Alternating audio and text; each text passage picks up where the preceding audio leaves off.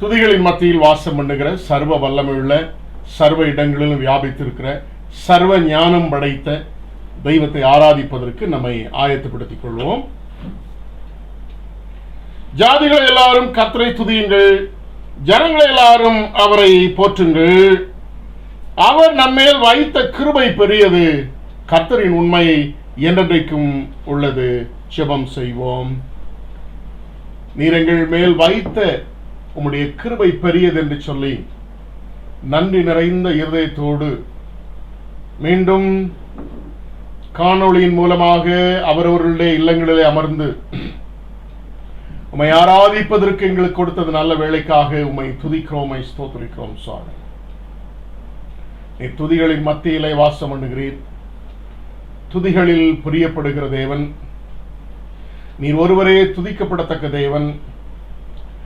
ஆகவே உம்மை துதிப்பதற்கும் எங்களுடைய வாழ்விலை செய்த நன்மைகளை நினைத்து உம்மை ஸ்தோத்தரிப்பதற்கும் உம்முடைய பாதம் தொட்டு தாழ விழுந்து பணிந்து குனிந்து முழங்கார் படியிட்டு உம்மை ஆராதிப்பதற்கும் கூடியிருக்கிறோம். சுவாமி, இந்த ஆராதனை வேளையை உம்முடைய ஆளுகைக்கு ஒப்புக் கொடுக்கிறோம். ஆராதனை அமர்ந்திருக்கிற எங்களையும் தாழ்த்துகிறோம். சுவாமி, எங்களுடைய பாவங்கள், குற்றங்கள், குறைகள் எல்லாவற்றையும் மன்னித்து எங்களை பரிசுத்தப்படுத்தும் என்று சொல்லி உம்முடைய பரிசுத்தத்திற்கு எங்களை அர்ப்பணிக்கிறோம். சாமி, நீர் பெருகவும் நாங்கள் சிறுகவும் எங்களை தாழ்த்தி அர்ப்பணிக்கிறோம். இயேசு கிறிஸ்துவின் நாமத்தில் ஜெபிக்கிறேன் நல்ல பிதாவே, ஆமென். நம் யாவரும் எழுதுகின்ற தேவனுடைய நாமமைக்காகவும் ஆராதனையின் ஆரம்பத்திற்கென்று 324ஆம் பாமாலை பாடுவோம்.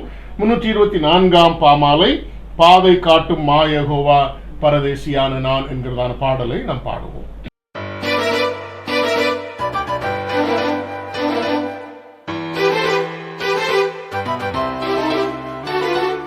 பாதை காட்டும் மா யெகோவா பரதேசியான நான், பலவீனன் அறிவீனன் இவ்வுலோகம் காடுதான். வானகாரம் வானகாரம் தாந்து என்னை போஷியும் தாந்து என்னை போஷியும். ஜீவ தண்ணீர் ஊறும் ஊற்றை நீர் நீரந்து தாருமே. தீப மேக ஸ்தம்பம் காட்டும் வழியில் நடத்துமே. வல்ல மீட்பர் என்னை தாங்கும் இயேசுவே, என்னை தாங்கும் இயேசுவே.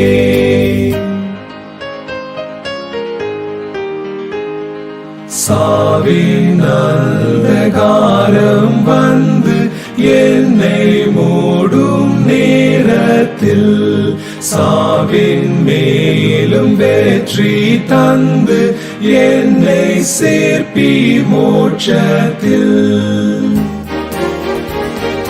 கீத வாழ்த்தல்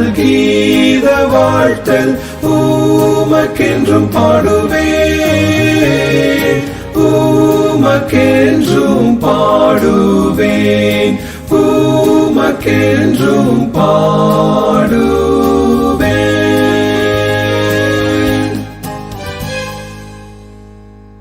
மாறி மாறி வாசிக்கும்படியாக தெரிந்து கொண்ட சங்கீதம் 119ஆம் சங்கீதத்தில் முதல் 16 வசனங்களை நாம் மாறி மாறி வாசிப்போம். The responsive reading is taken from Psalm 119 verses from 1 to 16. கர்த்தருடைய வேதத்தின்படி நடக்கிற உத்தம மார்க்கத்தார் பாக்கியவான்கள், அவருடைய சாட்சிகளை கைக்கொண்டு அவரை முழு இருதயத்தோடு தேடுகிறவர்கள் பாக்கியவான்கள். அவர்கள் அநியாயம் செய்வதில்லை, அவருடைய வழிகளில் நடக்கிறார்கள். உமது கட்டளைகளை நாங்கள் கருத்தாய் கைக்கொள்ளும்படி நீர் கற்பித்தீர். உமது பிரமாணங்களை கைக்கொள்ளும்படி என் நடைகள் ஸ்திரப்பட்டால் நலமாயிருக்கும். நான் உம்முடைய கற்பனைகளை எல்லாம் கண்ணோக்கும் போது வெட்கப்பட்டு போவதில்லை. உம்முடைய நீதி நியாயங்களை நான் கற்றுக்கொள்ளும் போது செம்மையான இருதயத்தால் உம்மை துதிப்பேன். உமது பிரமாணங்களை கைக்கொள்ளுவேன், முற்றிலும் என்னை கைவிடாதையும். வாலிபன் தன் வழியை எதனால் சுத்தம் பண்ணுவான்? உமது வசனத்தின்படி தன்னை காத்துக் கொள்ளுகிறதுனால் தானே. என் முழு இருதயத்தோடும் உம்மை தேடுகிறேன். என்னை உமது கற்பனை விட்டு வழிதப்ப விடாதையும். நான் உமக்கு விரோதமாய் பாவம் செய்யாதபடிக்கு உமது வாக்கை என் இருதயத்தில் வைத்தேன். கர்த்தாவே, நீர் ஸ்தோத்திரிக்கப்பட்டவர். உம்முடைய பிரமாணங்களை எனக்கு போதியும். உம்முடைய வாக்கின் நியாய தீர்ப்புகளை எல்லாம் என் உதடுகளால் விவரித்திருக்கிறேன். திரளான செல்வத்தில் களி கூறுவது போல நான் உமது சாட்சிகளின் வழியில் களி கூறுகிறேன். உமது கட்டளைகளை தியானித்து உமது வழிகளை கண்ணோக்குகிறேன். உமது பிரமாணங்களில் மனமகிழ்ச்சியாயிருக்கிறேன். உமது வசனத்தை மறவேன். நாம் இருந்த வண்ணமாக நம்முடைய விசுவாசத்தை உறுதி பண்ணும்படி நிசிய விசுவாச பிரமாணத்தின் மூலமாக நம்முடைய விசுவாசத்தை அறிக்கையிடுவோம். தி நைசியன் கிரீட். வானத்தையும் பூமியும் காணப்படுகிறதும் காணப்படாதமான எல்லாவற்றையும் படைத்திருக்கிற சர்வ பிதாவாகிய ஒரே தேவனை விசுவாசிக்கிறேன். ஒரே கர்த்தருமாய் தேவனுடைய ஒரே குமாரனாய் இருக்கிற இயேசு கிறிஸ்துவை விசுவாசிக்கிறேன். அவர் சகல உலகங்கள் உண்டாவதற்கு முன்பே தமது பிதாவினாலே ஜனிப்பிக்கப்பட்டவர். தெய்வத்தில் தெய்வமானவர், ஜோதியில் ஜோதியானவர், மெய்தேவனின் தேவனானவர், உண்டாக்கப்படாமல் ஜனிப்பிக்கப்பட்டவர், பிதாவுடைய ஒரே தன்மையுடையவர், சகலத்தை உண்டாக்கினவர், மனிதராகி நமக்கு ரட்சிப்புண்டாகும் பரமனிடத்திலிருந்து இறங்கி பரிசுத்தாவினாலே கனிமரிடத்திலிருந்து அவதரித்த மனுஷரானார். நமக்காக பொந்தி பிலாத்தின் காலத்தில் சிலுவையில் அறைந்து பாடுபட்டு அடக்கம் பண்ணப்பட்டார். வேத வாக்கியங்களின்படி 3ஆம் நாள் உயிர்த்தெழுந்தார். பரமனிடத்தில் ஏறி பிதாவின் வலது பார்த்து விட்டிருக்கிறார். உயிருள்ளோரையும் மரித்தோர் நியாயத்திற்கு மகிமையோடு திரும்ப வருவார். அவருடைய ராஜ்யத்திற்கு முடிவில்லை. கர்த்தருமாய் ஜீவனை கொடுக்கிறவருமாய் பிதாவிலும் குமாரன் என்று புறப்படுகிறவருமாய் பிதாவோடும் குமாரனோடும் கூட தொழுது ஸ்தோத்திரிக்கப்படுகிறவருமாய் தீர்க்கதரிசிகள் மூலமாய் உரைத்தவருமாய் இருக்கிற பரிசுத்தாவை விசுவாசிக்கிறேன். ஒரே பொதுவான அப்போஸ்தல திருச்சபை உண்டு என்று விசுவாசிக்கிறேன். பாவமன்னிப்புக்கென்று நியமிக்கப்பட்ட ஒரே ஞானஸ்நானத்தை அறிக்கையிடுகிறேன். மரித்தோர் உயிர்த்தெழுதலும் மறுமைக்குரிய ஜீவனும் உண்டாகும் என்று காத்திருக்கிறேன். ஆமேன். தொடர்ந்து நாம் ஜெப நிலையிலே கர்த்தருடைய ஜெபத்தை சேர்த்து சொல்லுவோம். பரமனில் இருக்கிற எங்கள் பிதாவே, உம்முடைய நாமம் பரிசுத்தப்படுவதாக, உம்முடைய ராஜ்யம் வருவதாக, உம்முடைய சித்தம் பரலோகத்தில் செய்யப்படுகிறது போல பூமியிலையும் செய்யப்படுவதாக. அன்றுள்ள அப்பத்தை எங்களுக்கு தாரும். எங்களுக்கு விரோதமாய் குற்ற செயலுக்கு நாங்கள் மன்னிக்கிறது போல எங்கள் குற்றங்களை மன்னியும். எங்களை சோதனைக்கு பிரவேசிக்கப்படாமல் தீமையை எங்களை ரட்சித்துக் கொள்ளும். ராஜ்யமும் வல்லமையும் மகிமையும் என்னென்னைக்கும் உம்முடையவர்களே. ஆமேன். நாம் இப்பொழுது வேத பாடம் வாசிக்க கேட்போம். இந்த வாரத்தில் நம்முடைய ஆராதனையின் ஆசீர்வாதத்திற்கென்று தெரிந்து கொண்ட வேத பகுதி 1 சாமுவேலின் புஸ்தகம் 3ஆம் அதிகாரம் 1ஆம் வசனம் முதல் 10ஆம் வசனம் வரை. 1 சாமுவேலின் புஸ்தகம் 3ஆம் அதிகாரம் 1ஆம் வசனம் முதல் 10ஆம் வசனம் வரை வாசிக்கிறேன். 1 Samuel chapter 3 verses from 1 to 10. Samuel என்னும் பிள்ளையாண்டான் ஏலிக்கு முன்பாக கர்த்தருக்கு பணிவிடை செய்து கொண்டிருந்தான். அந்நாட்களிலே கர்த்தருடைய வசனம் அபூர்வமாயிருந்தது. பிரத்யட்சமான தரிசனம் இருந்ததில்லை. ஒரு நாள் ஏலி தன்னுடைய ஸ்தானத்தில் படுத்துக் கொண்டிருந்தான். அவன் பார்க்க கூடாதபடிக்கு அவனுடைய கண்கள் இருள் அடைந்திருந்தது. தேவனுடைய பட்டி இருக்கிற ஆலயத்தில் தேவனுடைய விளக்கு அணைந்து போகும் முன்னே சாமுவேலும் படுத்துக் கொண்டிருந்தான். அப்பொழுது கர்த்தர் சாமுவேலை கூப்பிட்டார். அதற்கு அவன் இதோ இருக்கிறேன் என்று சொல்லி ஏலியினிடத்தில் ஓடி இதோ இருக்கிறேன், என்னை கூப்பிட்டீரே என்றான். அதற்கு அவன் நான் கூப்பிடவில்லை, திரும்பி போய் படுத்துக்கொள் என்றான். அவன் போய் படுத்துக் கொண்டான். மறுபடியும் கர்த்தர் சாமுவேலே என்று கூப்பிட்டார். அப்பொழுது சாமுவேல் எழுந்திருந்து ஏலியினிடத்தில் போய் இதோ இருக்கிறேன், என்னை கூப்பிட்டீரே என்றான். அதற்கு அவன் என் மகனே, நான் உன்னை கூப்பிடவில்லை, திரும்பி போய் படுத்துக்கொள் என்றான். சாமுவேல் கர்த்தர் இன்னும் அறியாதிருந்தான். கர்த்தருடைய வார்த்தை அவனுக்கு இன்னும் வெளிப்படவில்லை.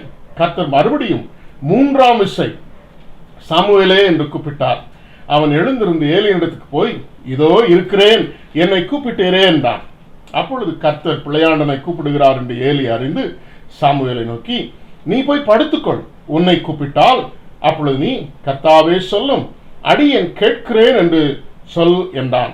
சாமுவேல் போய் தன்னுடைய ஸ்தானத்திலே படுத்துக் கொண்டான். அப்பொழுது கர்த்தர் வந்து நின்று முன்போல் சாமுவேலே சாமுவேலே என்று கூப்பிட்டார். அதற்கு சாமுவேல், சொல்லும், அடியேன் கேட்கிறேன் என்றான் என்பது. இப்பொழுது இதே பகுதியை நாம் ஆங்கிலத்திலே வாசிக்க கேட்போம். Today's portion for meditation is 1 Samuel chapter 3 verses 1 to 10. The boy Samuel ministered before the Lord under Eli. In those days the word of the Lord was rare. There were not many visions. One night Eli, whose eyes were becoming so weak that he could barely see, was lying down in his usual place. The lamp of God had not yet gone out, and Samuel was lying down in the house of the Lord, where the ark of God was. Then the Lord called Samuel. Samuel answered, Here I am. And he ran to Eli and said, Here I am, you called me. But Eli said, I did not call. Go back and lie down. So he went and lay down. Again the Lord called Samuel, and Samuel got up and went to Eli and said, Here I am, you called me. My son, Eli said, I did not call. Go back and lie down. Now Samuel did not yet know the Lord. The word of the Lord had not yet been revealed to him. A third time the Lord called Samuel, and Samuel got up and went to Eli and said, Here I am, you called me. Then Eli realized that the Lord was calling the boy. So Eli told Samuel, Go and lie down, and if he calls you, say, Speak, Lord, for your servant is listening. So Samuel went and lay down in his place. The Lord came and stood there, calling as at the other times, Samuel, Samuel. Then Samuel said, Speak, for your servant is listening. Praise be to the Lord. இப்பொழுது நாம் பிறந்தநாள் திருமண நாள் வாழ்த்துக்களை நாம் கேட்போம். இந்த வாரத்திலே தங்களுடைய பிறந்த நாட்களை காண்கிறவர்கள், இன்றைக்கு 2ஆம் தேதி மிஸ்டர் எஸ் ஸ்டீஃபன் அவர்கள் தங்களுடைய பிறந்த நாளை காண்கிறார்கள். 6ஆம் தேதி டாக்டர் எஸ் ஜான் வைஸ்லின் அவர்கள் தங்களுடைய பிறந்த நாளை காண்கிறார்கள். 8ஆம் தேதி மிஸ்டர் சி ஜான் வில்சன் அவர்களும், அதே தேதியிலே மிஸ்ஸஸ் கேரலின் ஜான்சன் அவர்களும் தங்களுடைய பிறந்த நாட்களை காண்கிறார்கள். இந்த வாரத்திலே பிறந்த நாட்களை காண்கிற அருமையான உங்கள் அனைவரையும் ஆண்டவராகிய இயேசு கிறிஸ்துவின் நாமத்தினாலும் திருச்சபையின் சார்பாகவும் உங்களை நான் வாழ்த்துகிறேன், ஆசீர்வதிக்கிறேன். குறிப்பாக கடந்த காலங்களிலே கர்த்தர் உங்களோடு கூட இருந்து உங்களை ஆசீர்வதித்து அரவணைத்து கொண்டார், உங்களை காத்திருக்கிறார், உங்களுக்கு உற்ற துணையாக இருந்திருக்கிறார். அதற்காக தேவனை ஸ்தோத்திரித்து தொடர்ந்து இந்த புதிய வருஷத்திலும் கர்த்தரால் நீங்கள் ஆசீர்வதிக்கப்படவும், கர்த்தரின் ஆதரவை பெற்றுக்கொள்ளவும், கர்த்தருடைய நன்மைகளில் நீங்கள் மகிழ்ச்சியாக இருக்கவும் உங்களை அன்புடன் வாழ்த்துகிறேன், ஆசீர்வதிக்கிறேன். இந்த வாரத்தில் திருமண நாளை காண்கிறவர்கள் 3ஆம் தேதி மிஸ்ஸஸ் அண்ட் மிஸ்டர் அலெக்சீலன் அவருடைய குடும்பம் தங்களுடைய திருமண நாளை காண்கிறார்கள். இந்த வாரத்தில் திருமண நாளை காண்கிற அருமையான அலெக்சீலன் அவருடைய குடும்பத்தை ஆண்டவராகிய இயேசு கிறிஸ்துவின் நாமத்தினாலும் திருச்சபையின் சார்பாக அன்புடன் வாழ்த்துகிறேன், ஆசீர்வதிக்கிறேன். உங்களுடைய குடும்ப வாழ்வு தொடர்ந்து கர்த்தருக்குள்ளாக நிலைத்திருக்க, கர்த்தருடைய நன்மைகளில் மகிழ்ந்திருக்க, சந்தோஷம் சமாதானத்தோடு தொடர்ந்து வாழ, ஆண்டவருக்கென்று சேவை செய்ய, இதே அர்ப்பணிப்போடு இந்த புதிய வருஷத்தில் கர்த்தர் உங்களை நடத்த உங்களை அன்புடன் வாழ்த்துகிறேன், ஆசீர்வதிக்கிறேன். அவர்களுக்காக நாம் ஜெபம் செய்வோம். எங்களை நேசிக்கிற நல்ல பிதாவே, இந்த காலவெளியிலே பிறந்த நாட்களை இந்த வாரத்தில், இன்றைக்கும் இந்த வாரத்திலும் காண்கிற பிள்ளைகளை உம்முடைய பலிபீடத்திலே நாங்கள் அர்ப்பணிக்கிறோம் சுவாமி. உம்முடைய பீடத்தண்டையின் நன்மைகளை, உம்முடைய ஆலயத்தின் நன்மையினால் பிள்ளைகள் திருப்தியாகி புதிய வருஷத்திலே புதிய கிருபைகளோடு, புதிய நன்மைகளோடு, புதிய ஆசீர்வாதங்களோடு, சந்தோஷம் சமாதானத்தோடு வாழ, அதோடு கூட கடந்த காலங்களிலே கர்த்தர் செய்த நன்மைகளுக்காக நன்றி அறிதலுடையவர்களாய் எப்பொழுதும் காணப்பட்டு, ஆண்டவரே உம்முடைய சந்தோஷத்தின் நிறைவை பெற்றுக்கொண்டு தீர்க்காயுசோடும் சுகபலத்தோடும் வாழ பிள்ளைகளை அன்புடன் வாழ்த்துவதோடு உம்முடைய கிருபை உள்ள கரத்தை தாழ்த்தி அர்ப்பணிக்கிறோம். இன்னும் திருமண நாளை காண்கிற அருமையான சகோதரர் அலெக்சீலன் அவருடைய குடும்பத்திற்காக, சகோதரிக்காக, அருமையான மகனுக்காக, அவருடைய வாழ்வுக்காக உம்மை ஸ்தோத்திரிக்கிறோம் சுவாமி. கர்த்தரை ஏற்றுக்கொண்டு கர்த்தருக்கு ஊழியம் செய்து ஆலயத்தோடு கூட இணைந்து தன்னுடைய பணிகளை செய்யவும் கர்த்தர் கொடுத்த எல்லா கிருபைகளுக்காக உம்மை ஸ்தோத்திரித்து குடும்ப வாழ்விலே கர்த்தர் மகனுக்கு கொடுத்திருக்கிற எல்லா நன்மை கிருபைகளுக்காக உமக்கு நன்றி சொல்லி, சுகபலன் ஜீவனுக்காக நன்றி சொல்லி, பிரவேசிக்கிற புதிய வருஷத்திலும் அதே சந்தோஷத்தின் நிறைவோடு கூட, சமாதானத்தோடு கூட, சுகவாழ்வோடு கூட, குடும்பமாய் நானும் என் வீட்டாரும் என்றால் கர்த்தரை சேவிப்போம் என்ற வைராக்கியத்தோடு தொடர்ந்து வாழ இந்த புதிய திருமண ஆண்டை பிள்ளைகளுக்கு ஆசீர்வதித்து தரும்படியாய் உம்முடைய கிருபை நிறைந்த கரத்திலே பிள்ளைகளை தாழ்த்தி ஒப்புக் கொடுக்கிறோம். நீர் ஆசீர்வதியும். இயேசு கிறிஸ்துவின் நாமத்தில் ஜெபிக்கிறேன் நல்ல பிதாவே, ஆமென். இப்பொழுதும் நம்முடைய சண்டே ஸ்கூல் பிள்ளைகள், சிறு பிள்ளைகள் தங்கள் மனப்பாட வசனம் சொல்லுவார்கள். The memory verse recitation by our Sunday school children. Alleluia. Sarah, Alleluia. Alleluia.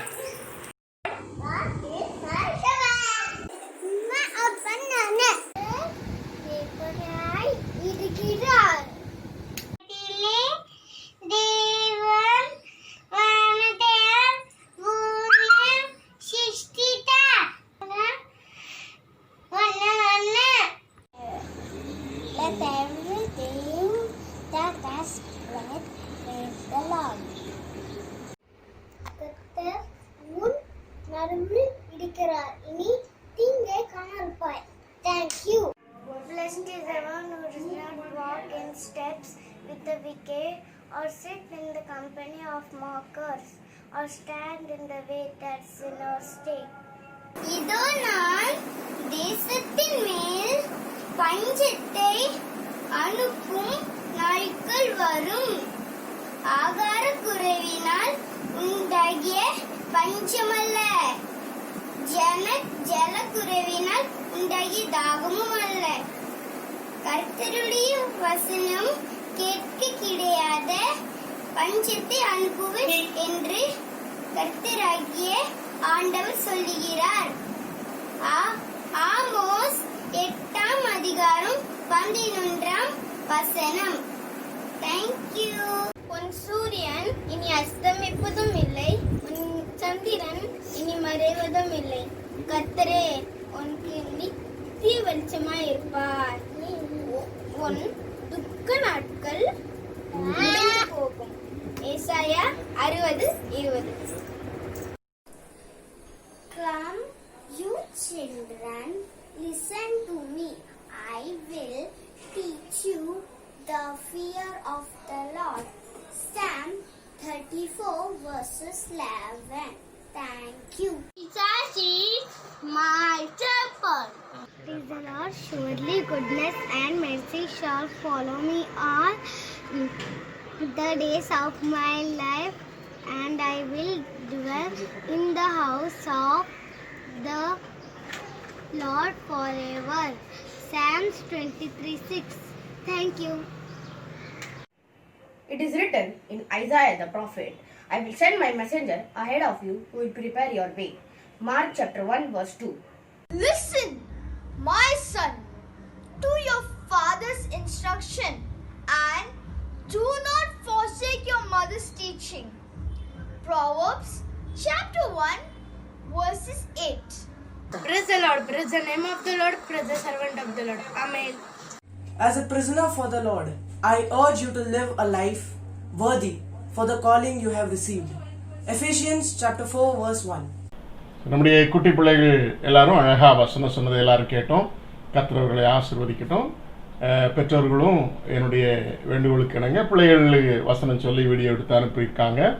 அந்த பிள்ளைகளை நான் வாழ்த்துகிறேன். பிள்ளைகள் நிச்சயமாக இந்த கர்த்தருடைய வசனத்தில் அவர்கள் பலப்பட, அவர்கள் சொன்ன அந்த வசனங்களை என்னாலும் மறந்து விடாதபடி அவருடைய இருதயத்தில் ஆணிவராய் பதிந்து அது அவருடைய வாழ்க்கையை ஆசீர்வதிக்க குழந்தைகளை நான் வாழ்த்துகிறேன், ஆசீர்வதிக்கிறேன்.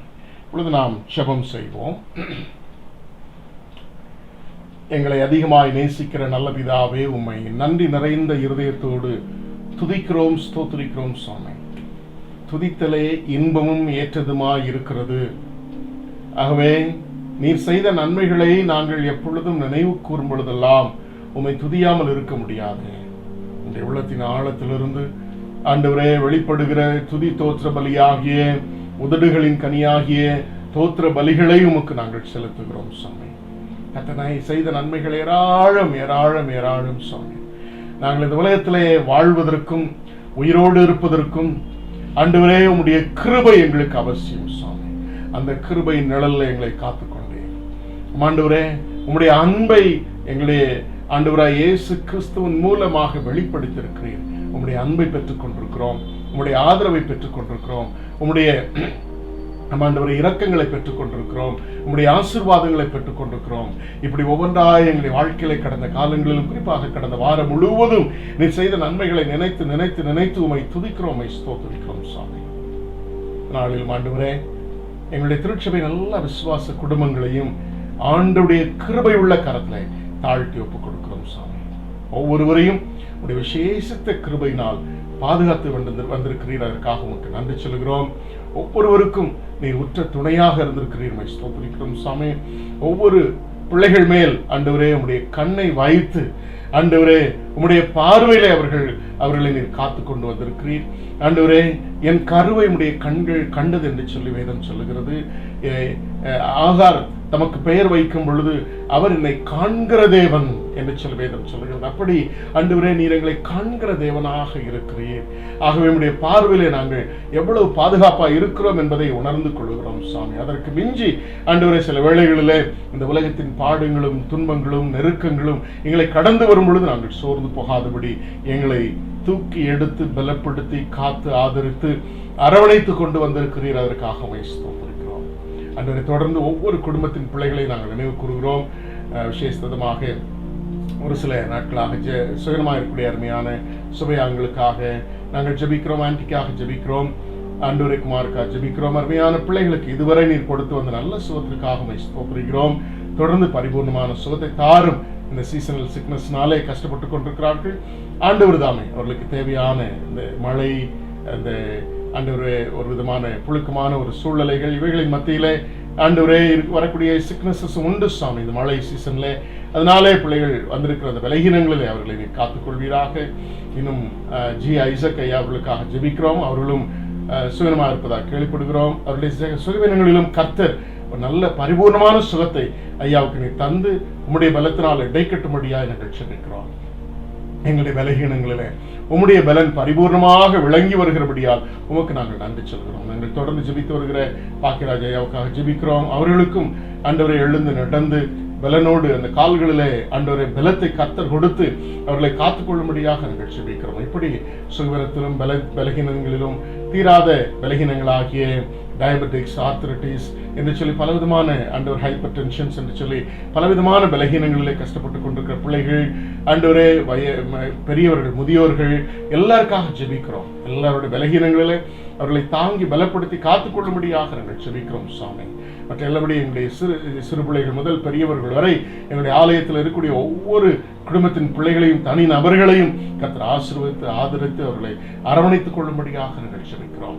ஒவ்வொரு நாளும் தேவைகளை சந்திக்கும்படியாக ஜெபிக்கிறோம். ஆண்டவரே குறிப்பாக பல நிலைமைகளிலே வேலை வாய்ப்புகள் இல்லாதபடி காணப்படுகிற பிள்ளைகள், இன்னும் வியாபாரம் செய்ய முடியாதபடி இந்த லாக்டவுன்னாலே வியாபாரம் செய்ய முடியாதபடி காணப்படுகிற பிள்ளைகள் எல்லாருக்காக ஜெபிக்கிறோம். ஆண்டவர் தாமே அவர்களுக்கு நல்ல ஆண்டவரை அதற்குண்டான வாய்ப்புகளை கர்த்தரை ஏற்படுத்தி கொடுத்து ஆண்டவரை எந்த நிலையிலும் குடும்பத்தில் எந்த குறைவும் கர்த்தரை தேடுகிறவர்களுக்கோ ஒரு நன்மையும் குறைபடாது என்ற வசனத்தின்படி ஒரு நன்மையும் பிள்ளைகளுக்கு குறைபடாதபடி நீ பாதுகாத்துக் கொள்ளும்படியாக நாங்கள் ஜெபிக்கிறோம் சாமி. இதனாலும் ஆண்டவரே சீக்கிரத்திலே இந்த ஆண்டவரே இந்த நோய் தொற்று பரவுவது நின்று ஆலயத்தில் சென்று ஆராதிப்பதற்குண்டான எல்லா வழிவாசலையும் கர்த்தர் திறந்து கொடுக்க முடியாது ஜெபிக்கிறோம். ஆண்டவரே அது மாத்திரமல்ல, நாளில் எங்களுடைய மிஷனரிக்காக விசேஷமாக ஜெபிக்கிறோம். மிஷனரி தாமஸ் தக்ராவாருக்காக ஜெபிக்கிறோம். ஆண்டவர் தாமே நீர் அவர்களோடு கூட இருந்து அவர்கள் செய்கிற ஊழியங்கள் மூலமாக கர்த்தர் பெரிய காரியங்களை செய்யும்படியா ஜெபிக்கிறோம். அநேக ஆத்மாக்களை ஆண்டவருக்கு என்று ஆதாயப்படுத்திக் கொள்ளவும் உம்முடைய அன்பை சுவிசேஷத்தின் மூலமாக அறிவிக்கும் பொழுது அதை கேட்கிற ஜனங்கள் ஒவ்வொரு ஆண்டவரே உடைய உள்ளத்திலும் 130, 160, 100 பலன் தந்து ஆண்டவரை சொந்த ரட்சகராக ஏற்றுக்கொண்டு சுவாமி அவர்கள் நம்முடைய பரலோக பாக்கியத்தை பெற்றுக்கொள்ள ஆண்டவர் உதவி செய்ய ஜெபிக்கிறோம். அவர்கள் அலைந்து திரிந்து ஆண்டவரே மக்களை சந்தித்து சுவிசேஷத்தை அறிவிக்கத்தக்கதான பலத்தை நீ தொடர்ந்து அவர்களுக்கு தரமுடிய ஜெபிக்கிறோம். அவருடைய குடும்பத்தை கர்த்தர் ஆசீர்வதியும். இதே போல இந்திய தேசம் முழுவதும் மிஷனரி பணிகளை செய்கிற எல்லா மிஷனரிகளையும் நாங்கள் நினைவு கூறுகிறோம். ஆண்டவரே அவர்கள் ஒவ்வொருவரையும் அவர்களுடைய பணித்தங்களை தளங்களிலே பாதுகாத்து ஒரு பெரிய அறுவடை இந்த வருஷத்துல நாங்கள் கண்டுகொள்ள தேவன் கிருபையாய் நாங்கள் ஜெபிக்கிறோம் சுவாமி. அதே போல இந்த நல்ல நாளிலும் ஆண்டவரே, இந்த இந்திய தேசத்து நிலைமைகள், உலக நிலைமைகள் உமக்கு தெரியும், மும்பை பிரதேசம் உமக்கு தெரியும் சுவாமி. ஒவ்வொரு நாளும் இந்த நோய் தொற்று பரவுவதனுடைய செய்தியை கேட்டுக்கொண்டிருக்கிறோம். ஆனாலும் கர்த்தர் ஆண்டவரே இதுவரை எங்களுடைய தேசத்தை பல நிலைமைகளிலே காத்துக்கொண்டு வந்திருக்கிறீர். அதற்காக ஸ்தோத்திரிக்கிறோம். மும்பை பிரதேசத்திலே நோய் தொற்று பரவுவது சற்று குறைந்திருப்பதாகவும் ஒரு நல்ல செய்தியை தந்திருக்கிறீர். அதற்காக ஸ்தோத்திரிக்கிறோம். தொடர்ந்து நோய் தொற்று பரவுவது தடுக்கப்படவும், ஆண்டவரே நோய் தொற்று பரவினவர்களும் சீக்கிரத்திலே குணமடைந்து வீடு திரும்பவும் ஆண்டவரே நீர் உதவி செய்யும்படியாக நாங்கள் ஜெபிக்கிறோம் சுவாமி. அது மாத்திரமல்ல, இதில் தங்களுக்குரியவர்களை இழந்து தவிக்கிற அருமையான குடும்பங்களுக்கு தேவையான ஆறுதலையும் சமாதானத்தை தார். இந்த நோய் தொற்று பரவினவர்களுக்கு பணி செய்யக்கூடிய, மருத்துவம் செய்யக்கூடிய மருத்துவர்கள், நர்சஸ், வார்டு பாய்ஸ், இன்னும் அதில் உதவி செய்யக்கூடிய உதவியாளர்கள், துப்புரவு தொழிலாளர்கள், ஆண்டவரே லேப் டெக்னீஷியன்ஸ் எல்லாருக்காக நாங்கள் ஜெபிக்கிறோம். ஆண்டவர் தாமே அவர்களுக்கும் தேவையான பாதுகாப்பை தாரும். இந்த நோய் தொற்று அவர்களுக்கும் வருகிறது, உடனே மருத்துவமனையில் அட்மிட் ஆகிறார்கள். அவர்களையும் கர்த்தர் இதுவரை குணமாக்கி கொண்டு வருகிறீர். அதற்காக ஸ்தோத்திரிப்பதோடு அந்த நோய் தொற்று பரவாதபடி கர்த்தர் அவர்களை பாதுகாக்கும்படியாக நாங்கள் ஜெபிக்கிறோம் சுவாமி. எப்படி எங்கள் தேசத்துல சீக்கிரத்துல இந்த நோய் தொற்று பரவுவது தடுக்கப்பட, அது முற்றிலுமாக நீர் உதவி செய்ய முடியாது ஜெபிக்கிறோம். ஒரு நார்மலான வாழ்க்கை வாழ்வதற்கு, சுதந்திரமாய் ஆண்டவரே வாழ்வதற்கு, இயல்பு நிலை மீண்டும் திரும்பத்தக்கதான நல்ல கிருபைகளை காத்து தரும்படியாக நாங்கள் ஜெபிக்கிறோம். தேசத்தை ஆளுகிறவர்கள், அரசியல்வாதிகள் இந்த விஷயத்திலே அரசியல் செய்யாதபடி உண்மையோடு கூட ஆண்டவர் மக்களுக்கு கொடுக்க வேண்டிய எல்லா மருத்துவ வசதிகளை செய்து கொடுக்க ஆண்டவர் நீர் உதவி செய்யும்படியாக நாங்கள் ஜெபிக்கிறோம். இப்படி எங்கள் தேசத்தை காப்பீராக. நீர் கொடுத்த நல்ல மழைக்காக உமக்கு நன்றி சொல்கிறோம். இன்னும் விவசாய நிலங்களிலும் ஆண்டவரே நீர்பிடிப்பு பகுதிகளிலும் ஆண்டவரே நல்ல மழை பெய்து நீர்நிலைகள் நிரம்பவும், விவசாயத்திற்கு தேவையான தண்ணீர் கிடைக்கவும், நல்ல விளைச்சலை இந்த வருஷம் எங்கள் தேசம் கண்டுகொள்ளத்தக்கதான ஆசீர்வாதங்களை எங்கள் தேசத்தின் மேல் பொழிந்தபடியாக நாங்கள் ஜெபிக்கிறோம். நாளின் செய்திக்காக நாங்கள் ஜெபிக்கிறோம். கர்த்தர் எங்களோடு கூட பேசுகிறாக. உம்முடைய மெல்லிய சத்தத்திற்கு எங்களை தாழ்த்துகிறோம். கர்த்தர் பொறுப்பேற்றுக் கொள்ளும். இயேசு கிறிஸ்துவின் நாமத்தில் ஜெபிக்கிறேன் நல்ல பிதாவே, ஆமென். ஆமென்.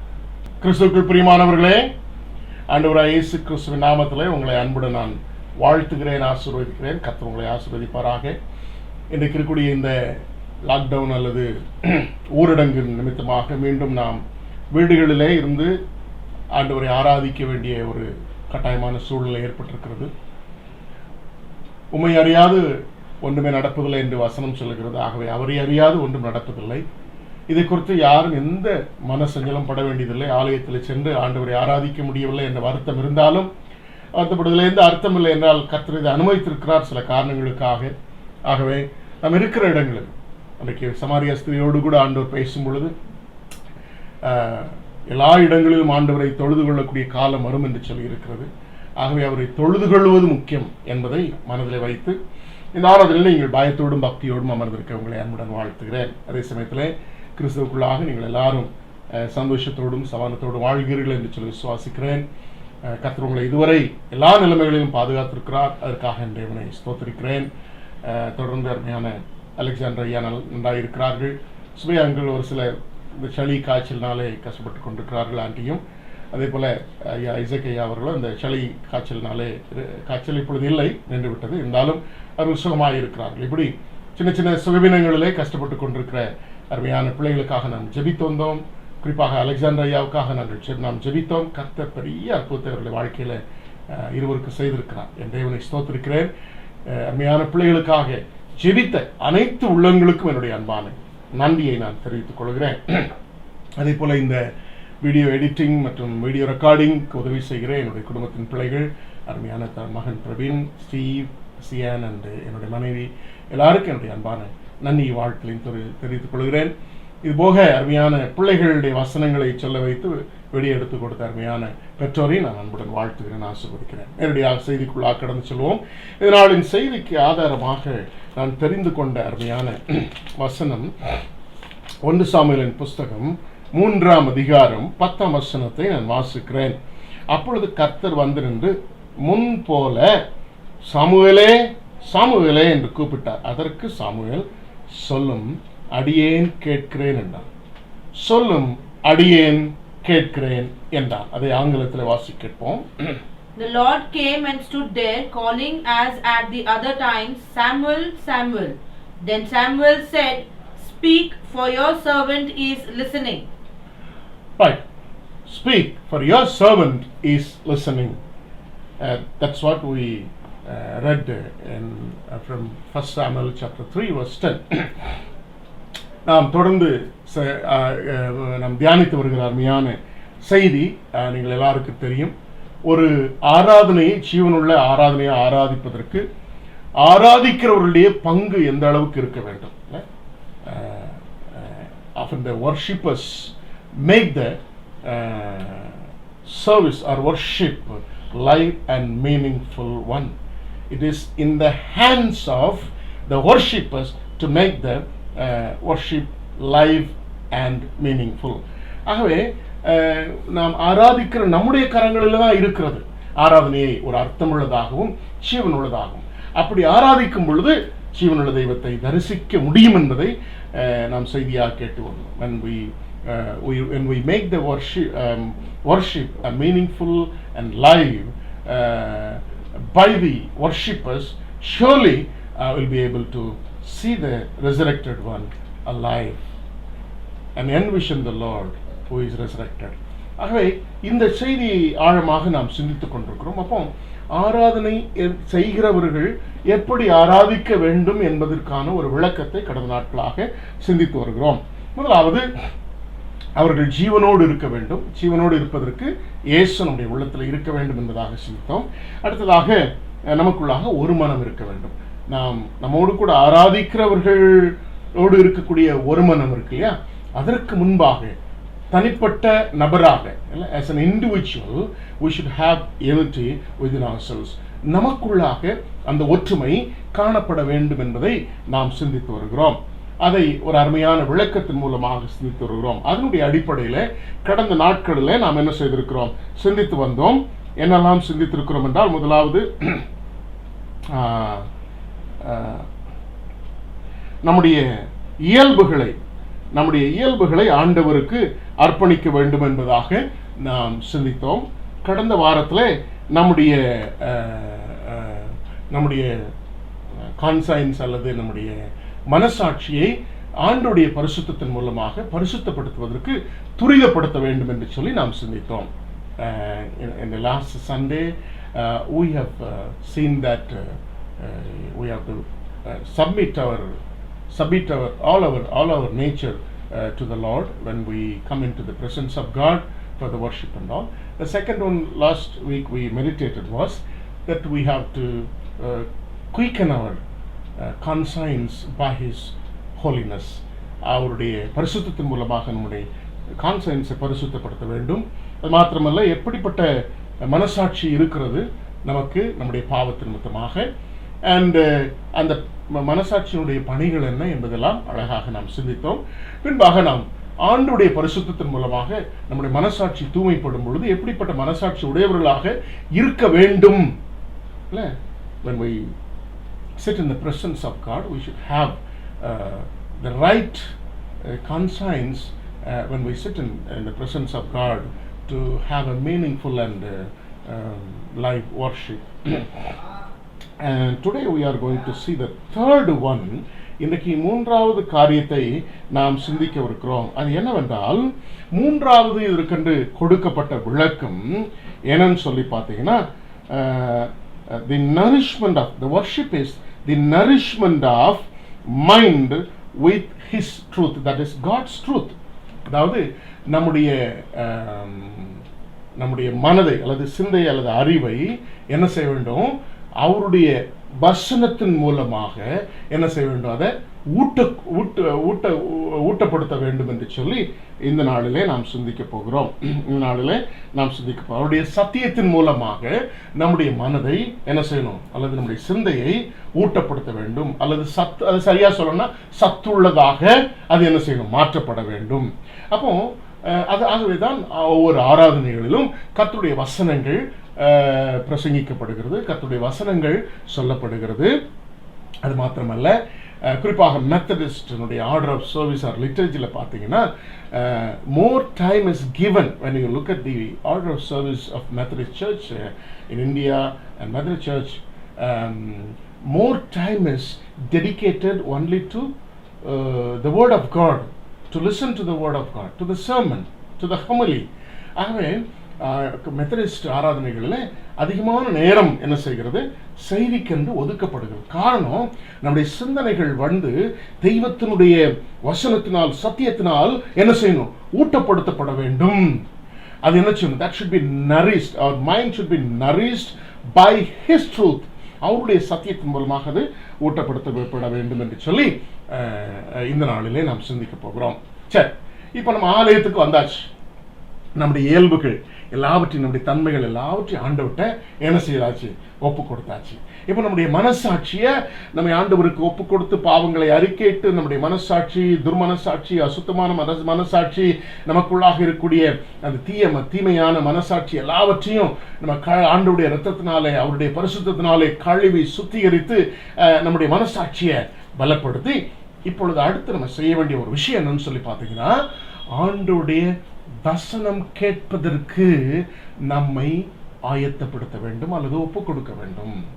So the third one we have to do is, we have come in the presence of God, we have dedicated or submitted all of our nature before the Lord, and we have quickened our conscience by His holiness, or now our conscience are made holy by His blood. And the third thing we have to do is, when we come in the presence of God, is we have to prepare ourselves to listen to the word of God, or word of truth, or truth of God. ஆண்டவருடைய சத்தியத்தை கேட்க நம்ம என்ன செய்யணும், ஆயத்தப்படுத்திக் கொள்ளணும். ரொம்ப முக்கியமான ஒரு காரியம். இன்றைக்கு திருச்சபைகளை காணும் பொழுது முதலாவது என்ன செய்ய போறோம்னா, திருச்சபைகளை காணும் பொழுது விசுவாசிகள் எப்படி வசனம் கேட்கிறாங்க. பொதுவா நான் எந்த திருச்சபையும் குறிப்பிட்டு சொல்ல, என்னுடைய திருச்சபையை நான் சொல்லல, பொதுவா விசுவாசிகள் எப்படி வசனம் கேட்கிறோம் அப்படிங்கிறத லேசா பார்த்துட்டோம்னா நிச்சயமாக நாம் எப்படி வசனம் கேட்கணும் அப்படிங்கிறத சரியா, அப்படின்னா நம்முடைய மனசு என்ன செய்யும், அவருடைய சத்தியத்தினால நிறைந்து, நம்முடைய மனமெல்லாம், நம்முடைய சிந்தையெல்லாம் அவருடைய சத்தியத்தினால நிறைந்து செழுமையாய், வளமுள்ளதாய், ஊட்டமூட்டப்பட்டதாய் என்ன செய்யணும், நிச்சயமாக காணப்படணும். ரொம்ப முக்கியமானது. கர்த்தருடைய வசனத்தினால என்ன செய்யணும், நம்முடைய சிந்தையானது ஊட்டம் இடப்பட வேண்டும் என்பதை வாழ்க்கையில மறந்து, when we come in the presence of God, our mind should be nourished by the truth. And the truth of God alone can nourish our mind. To have a meaningful worship, we should prepare ourselves to listen to the word of God. ஆக நிச்சயமாக அவருடைய வசனங்கள் எவ்வளவு ஆழமானவைகள். சங்கீதத்தில் கூட அருமையாய் வாசிக்க கேட்டோம். என்ன வாசிக்க கேட்டோம், 119ஆம் சங்கீதத்தில் அழகாய் வாசிக்க கேட்டோம். நான் உமக்கு விரோதமாய் பாவம் செய்யாதபடிக்கு உமது வாக்கை என் இருதயத்தில் வைத்தேன் என்று சொல்லி மாறி மாறி வாசிக்க கேட்ட அருமையான 119ஆம் சங்கீதம் 11ஆம் வசனத்தில் வாசிக்க கேட்டோம். நம்ம எந்த அளவுக்கு கர்த்தருடைய வசனத்தை நாம மைண்ட்ல அல்லது நம்முடைய மனசுல வைக்கிறோம். இன்றைக்கு அருமையாக நம்முடைய பிள்ளைகள் வசனம் எல்லாம் சொன்னார்கள். அந்த வசனங்கள் அவருடைய மனதில் என்ன செய்யணும், ஊட்டத்தை கொடுக்கணும், செழுமையை கொடுக்கணும், அதை பலப்படுத்தணும் மனசை. அப்படி பலப்படுத்தும் பொழுது என்ன நோக்கத்திற்காக, ஒன்னே ஒன்று, நான் பாவம் செய்யாதபடிக்கு. Read it in English, Psalm 119 verse 11 please. I have hidden your word in my heart that I might not sin against you. I have hidden the word of God so that I might not sin. That is so important. When we move away from the presence of God, from the worship service, when we enter into the world, we should see that we don't sin. Not to sin when we enter into the world, our mind should be nourished by the word of God or truth of God. ஆக நம்முடைய மனசு என்ன செய்யணும், அதனாலே பலப்பட்டிருக்கணும், ஊட்டப்படுத்தப்பட வேண்டும் என்று சொல்லி அருமையாக கேட்கிறோம். இப்போ இதுல 2 விஷயம் இருக்கு.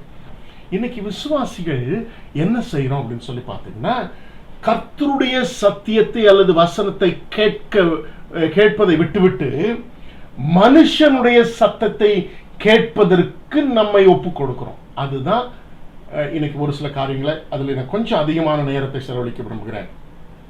கர்த்தருடைய வசனத்தை தெளிவாய் கேட்பதை விட்டுவிட்டு மனுஷ சத்தத்தை கேட்பதற்கு நம்ம ஆயத்தப்படுத்திக் கொள்வோம். Instead of listening to the truth of God or word of God, nowadays what our believers do in the service when the sermon is going on is that instead of listening to the word of God or truth of God, what happens? We are nourished by the word of human truth. That is the pathetic condition of believers listening to the word of God nowadays in the services, worship services. It has got a lot of reasons. We are going to see how the believers are listening to the word of God. Often we are not listen to the word of God as we have to listen to the word of God, for which there are many reasons in our life. Nowadays, how believers are listening to the word of God, when we go through all these things, you will come to understand how we are listening today and how we are going to we ought to listen to the word of God. ஆகவே அதை ஒரு சில காரியங்களை நாம் சிந்தித்து விட்டு நாம் அடுத்த இன்னைக்கு ஆழமான அந்த சத்தியத்திற்குள்ளாக இன்றைக்கு ஆண்டவர் உங்களுக்கு கொடுக்கக்கூடிய செய்திக்குள்ளாக நாம் கடந்து செல்ல இருக்கிறோம். சரி, என்ன கவனியுங்கள். கர்த்தருடைய வசனத்தையே எடுத்து அதில் தங்களுடைய சொந்த கருத்தை, வேதம் சொல்லுகிறது, தங்களுடைய கற்பனைகளை கர்த்தருடைய வசனமாய் போதிக்கிற காலம் வரும் என்று சொல்லி வேதம் சொல்லுகிறது. இன்னைக்கு அநேக ஊழியர்கள் தங்களுடைய சொந்த கருத்துக்களை அதில் கொண்டு வந்து கர்த்தருடைய வசனமாக போதிக்கிறதுனால கர்த்தருடைய வசனத்தை ஜனங்களுக்கு தவறாய் கொடுத்து விடுகிறார்கள். அதான் கவனிக்க வேண்டிய ஒரு காரியம். தங்களுடைய சொந்த கருத்துக்கள், தங்களுடைய சொந்த கற்பனைகள் இல்ல, இந்த வசனம் எப்படி இருக்கிறதோ அப்படியே பிரசங்கிக்கப்பட வேண்டியது. அதை விளக்கத்தான் செய்ய வேண்டுமே ஒழிய அதை என்ன செய்யக்கூடாது, என்னுடைய சொந்த கற்பனைகளை அதில் I should not add anything of my mind to the word of God. It should be preached as it is. Nowadays, most of the preachers, what they do is they add their own thoughts and own imagination to the word of God and preach as if it is word of God. As if it is word of God. It is not so. Truth is truth. It should be interpreted as it is in the Bible. As it is in the Bible. ஆகவே இப்படிப்பட்ட சூழ்நிலைகளை தான் நிறைய விசுவாசிகள் என்ன செய்கிறார்கள், தவறான போதனைகளுக்குள்ளாக கடந்து சென்று விடுகிறதை நாம் பார்க்கிறோம். ஆகவே மனுஷ சத்தத்தை கொண்டு மனுஷனுடைய கற்பனைகளாகிய வசனங்களை அப்படிதான் பிசாசானவன் செய்து ஆண்டவரை சோதிக்க வரும்பொழுது எல்லாருக்கும் தெரிந்த அருமையான பகுதி மத்தேயு 4ஆம் அதிகாரத்தில் சோதனைக்கு வந்த பொழுது அவன் வேற எங்க இருந்து என்ன செய்யல, ஆண்டவருக்கு சோதனையை கொண்டு வரல, வசனத்தை எடுத்தா அதை மிஸ்இன்டர்பிரட் பண்ணா சோதனையை கொண்டு வந்தான். ஏவாளை சோதிச்சவன் யாரு?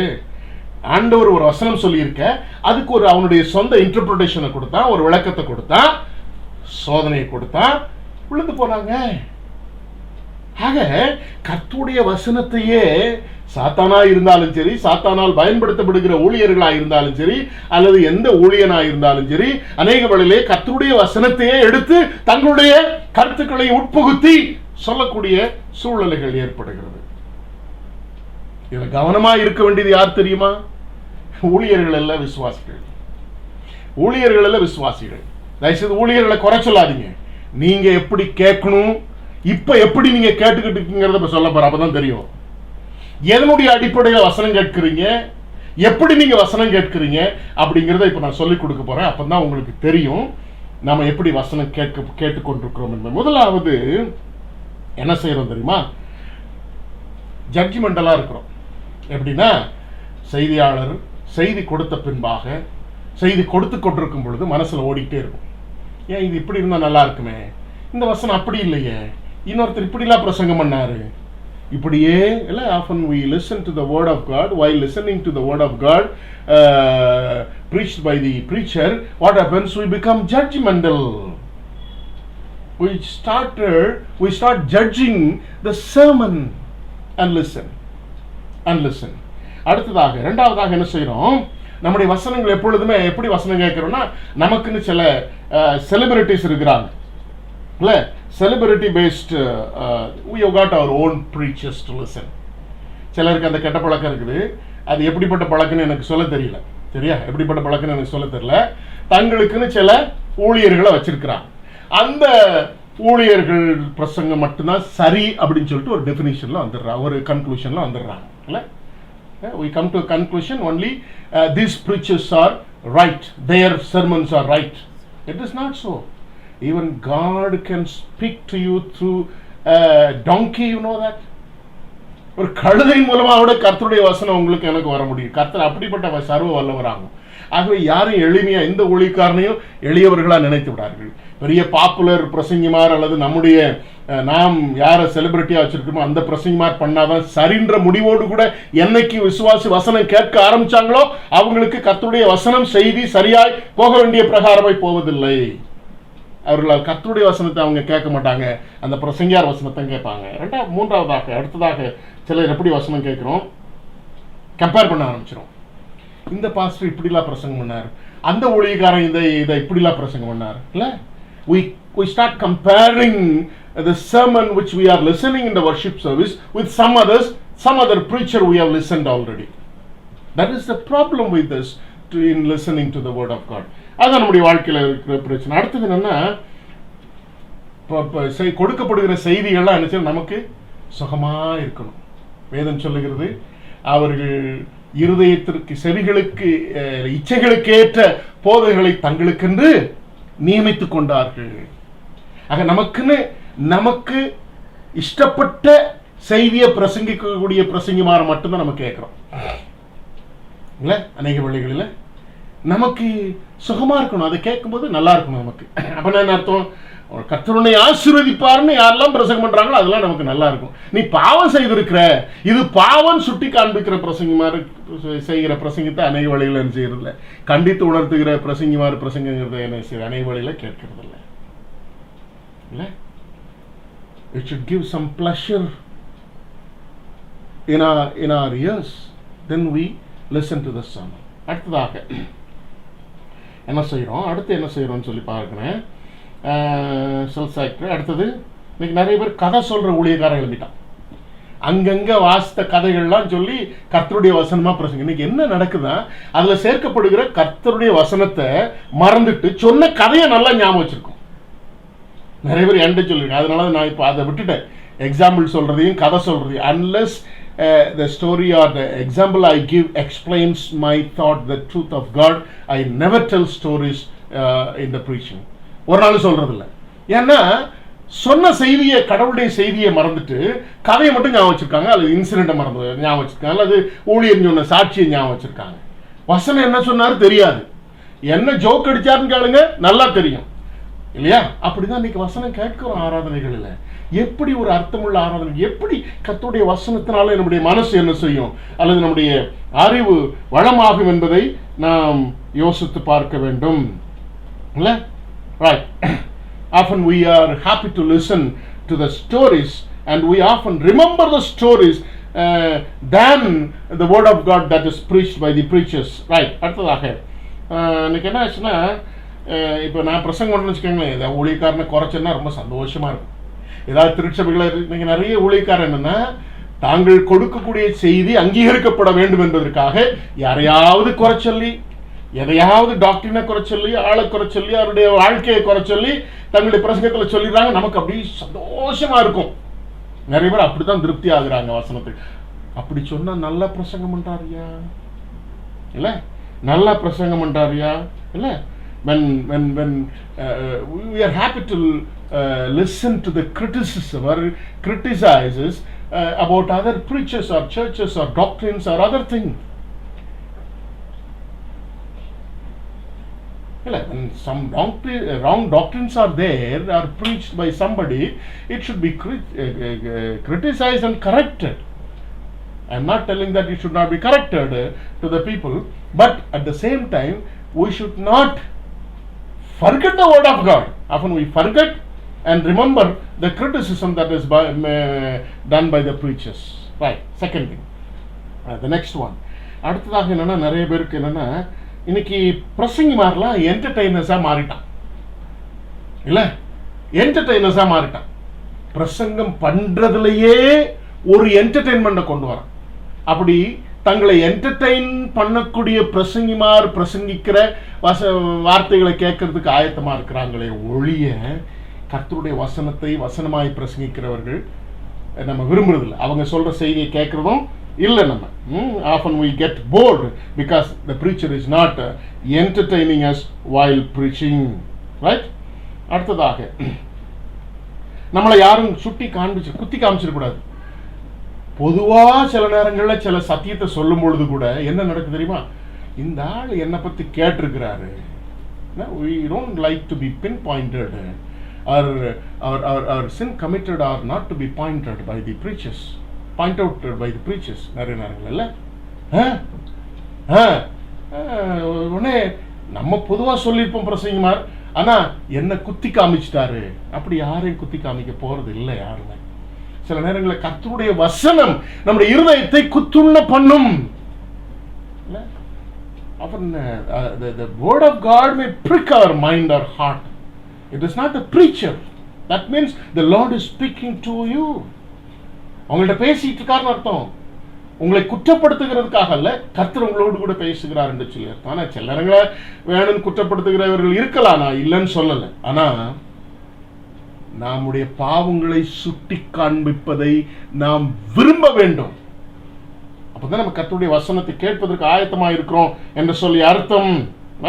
இரண்டாவது, அடுத்ததாக நம்ம எச்சரிக்கப்படுகிற அல்லது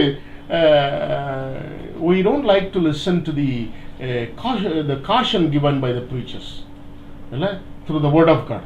எச்சரிப்பின் சத்தத்தை கேட்கறது நிறைய நேரங்களில் கர்த்தர் நிறைய விஷயங்கள்ல எச்சரிக்கிறார். நம்ம அதை காது கொடுத்து கேட்கறதே இல்லை. இந்த ஆளுக்கு வேற வேலை இல்லைங்க, இவரு அந்த ஆளு எதையாவது சொல்லிட்டு போவார், தெரிஞ்சே சொல்லிட்டு போவார்னு நினைச்சிட்டு போறாங்க. எச்சரிப்பின் சத்தம் கேட்கிறவர்களாக இருக்க வேண்டும். அதை நம்ம அதிகமாக என்ன செய்கிறது இல்லை, விரும்புகிறது இல்லை. அடுத்தது இப்போ நிறைய என்ன செய்யறாங்கன்னா, அடுத்து இன்னொரு விஷயம் என்ன விரும்புறாங்கன்னா, செர்மன்ல அல்லது செய்தியில நிறைய இன்ஃபர்மேஷன்ஸ் இருக்கணும். biblical information apart from the Bible or Bible related or Bible background informations, அல்லது any history of Israel's information or any missionaries information. இன்னைக்கு இன்ஃபர்மேட்டிவா இருக்க விரும்புறாங்க.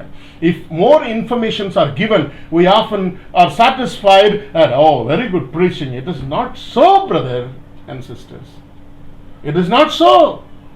Information given in the sermon are not the word of God.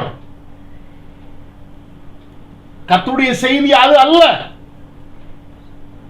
தகவல்கள், சொல்லப்படுகிற தகவல்களை நம்ம என்ன செய்யறோம், நேரம் சந்தோஷமா ஏத்துக்கிறோம்.